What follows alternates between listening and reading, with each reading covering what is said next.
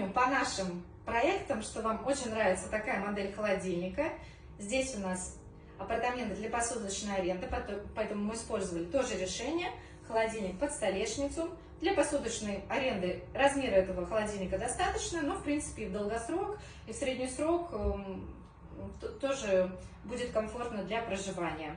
Раньше вы всегда в других проектах спрашивали показать, как выглядит холодильник изнутри. Сейчас, уверена, у нас есть новые подписчики, будут такие же вопросы, поэтому опережаю и сразу показываю. Давайте посмотрим.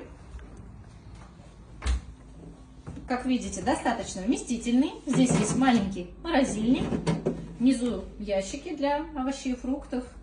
И, в принципе, для одного-двух человек больше, чем достаточно здесь места.